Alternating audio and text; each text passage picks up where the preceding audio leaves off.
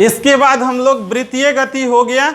अब हम दोलन गति की चर्चा करते हैं। तो दोस्तों दोलन गति क्या होता है, एक बहुत ही सरल आसान भाषा में इसको हम समझते हैं। जैसे एक धागे में एक हम पेंडुलम बांध देते हैं और इसे हम छोड़ देते हैं, यह सहज तरीका से हिलते रहता है, यानी कि यह कहाँ आता है, इस साइड और यह इस साइड, पुनः यह अपनी क्रिया को दोहराते रहता है। इसके अलावा हम देखते हैं कि ये क्या होता है, घड़ी में एक पेंडुलम लगी होती है, तो घड़ी का जो पेंडुलम होता है वह दोलन गति को दर्शाता है। लेकिन दोलन गति की परिभाषा क्या होती है, इस पर चर्चा हम लोग करते हैं। कहता है इसकी परिभाषा, जब कोई पिंड एक निश्चित बिंदु के सापेक्ष ऊपर नीचे या आगे पीछे, जब कोई पिंड एक निश्चित बिंदु के सापेक्ष ऊपर नीचे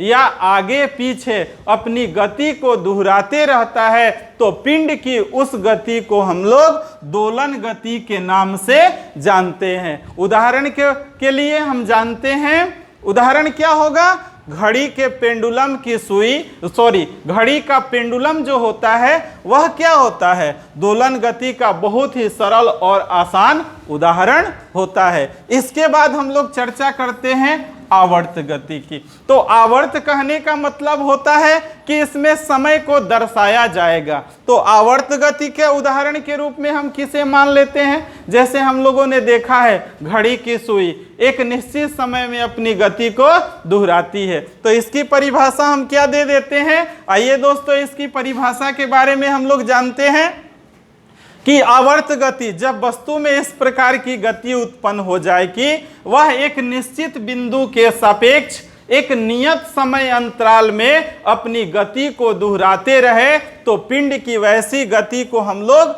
आवर्त गति कहते हैं। जब वस्तु में इस प्रकार की गति उत्पन्न हो जाए कि वह एक निश्चित बिंदु के सापेक्ष एक नियत समय अंतराल में अपनी गति को दोहराती रहे, तो पिंड की वैसी गति को हम लोग क्या कहते हैं, आवर्त गति कहते हैं। जैसे आप लोगों ने देखा होगा घड़ी की जो सुई होती है, उदाहरण के लिए घड़ी की बड़ी वाली सुई 60 सेकंड में एक बार अपनी गति को दोहरा लेती है। कितने सेकंड में, 60 सेकंड में।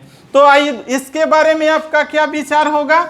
तो घड़ी की सुई 59 सेकंड में अपनी गति को नहीं दोहराएगी या 61 सेकंड में अपनी गति को नहीं दोहराएगी, जब दोहराएगी तो 60 ही सेकंड में अपनी गति को दोहराएगी। जैसे और इसके बहुत सारे उदाहरण हैं, जैसे हमारी पृथ्वी जो है गतिशील है, सूर्य का उसे एक चक्कर भी लगाना होता है तो वह एक नियत समय में लगाती है।